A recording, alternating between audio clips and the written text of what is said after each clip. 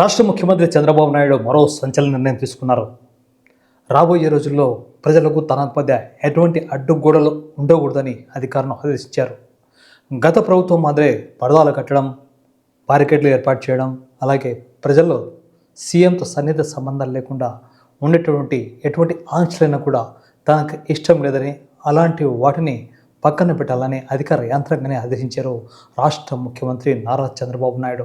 తాము ప్రజలకు సంక్షేమం కోసం వచ్చామని, ప్రజల సమస్య పరిష్కారం కోసమే తాము పనిచేస్తున్నామని, ప్రజా సంక్షేమం తప్ప మరొకటి తప్ప తాము పట్టదని, అందుకోసం ప్రజలను ప్రతిరోజు కలిసే విధంగా ప్రత్యేక చర్యలు తీసుకుంటామని, అవసరమైతే ప్రజల వినతుల స్వీకరణకు ప్రత్యేక కార్యక్రమాన్ని కూడా కంటిన్యూ చేసే విధంగా చర్యలు చేపట్టబోతుంటూ స్పష్టం చేశారు ముఖ్యమంత్రి నారా చంద్రబాబు నాయుడు. అయితే ఈ సందర్భంగా నారా చంద్రబాబు నాయుడు మరో సంచలన ప్రకటన కూడా చేశారు. గత ప్రభుత్వం చేసినటువంటి విధ్వంస పాలనకు వ్యతిరేకంగా తమ పరిపాలన ఉంటుందని, ఎక్కడ కూడా విధ్వంసమైనది ఉండవదని, అలాగే ప్రజా వేదికను గతంలో 2019 జూన్ చివరి వారంలో జగన్ ప్రభుత్వం కూల్చివేసిన విషయాన్ని నారా చంద్రబాబు నాయుడు గుర్తు చేశారు.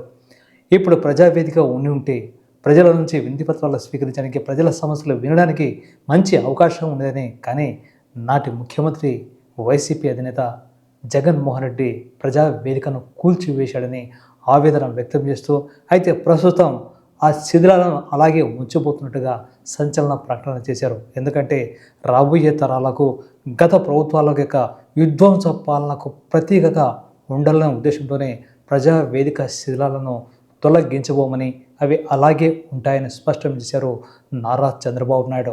త్వరలోనే తాను క్షేత్రస్థాయిలో పర్యటించబోతున్నానని, పోలవరం నుంచే తన కార్యక్రమం ఉంటుందని చెప్పారు నారా చంద్రబాబు నాయుడు. గతంలో మాదిరే ప్రజలకు ప్రజాప్రతినిధులకు ప్రభుత్వానికి అనుసంధానంగా ఉండే విధంగానే పరిపాలన ఉంటుందని స్పష్టం చేశారు.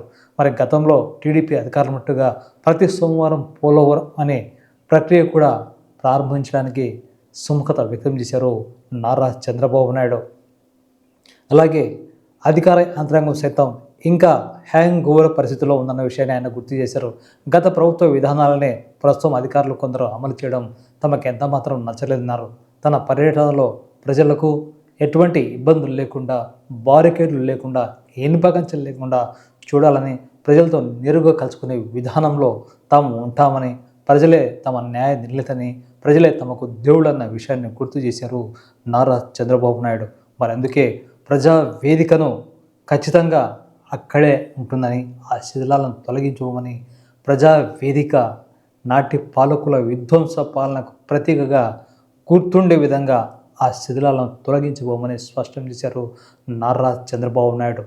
శిథిల పాలన, విధ్వంస పాలన ఎలా ఉంటుందనో గత ప్రభుత్వం చూపెట్టిందని, కానీ ప్రస్తుతం అధికారంలో ఉన్నటువంటి తాము ప్రజాపాలన సువర్ణ యుగం ఎలా ఉంటుందో కూడా ప్రజలకు చూపించబోతున్నామని, ప్రతి అవకాశాన్ని, ప్రతి ఉపాధిని ప్రతి ఒక్కరికి మంచి చేసే విధంగా, ప్రతి విషయంలో ప్రజల భాగస్వామ్యం ఉండే విధంగా చర్యలు తీసుకుపోతున్నట్టు తెలిపారు ముఖ్యమంత్రి నారా చంద్రబాబు నాయుడు. అయితే ప్రజా వేదికను మాత్రం అలాగే ఉంచడం వెనుక ఉద్దేశం ఏమిటన్నది సామాన్య ప్రజలకు కానీ, అటు విపక్ష వైసీపీ నేతలకు కానీ పెద్ద ప్రశ్నార్థకంగానే మిగిలిపోయింది. ప్రజా వేదిక శిథిలాలు అలాగే ఉంటాయన్న విషయం ఇప్పుడు ఆంధ్రప్రదేశ్ రాజకీయాల్లో హాట్ టాపిక్గా మారింది.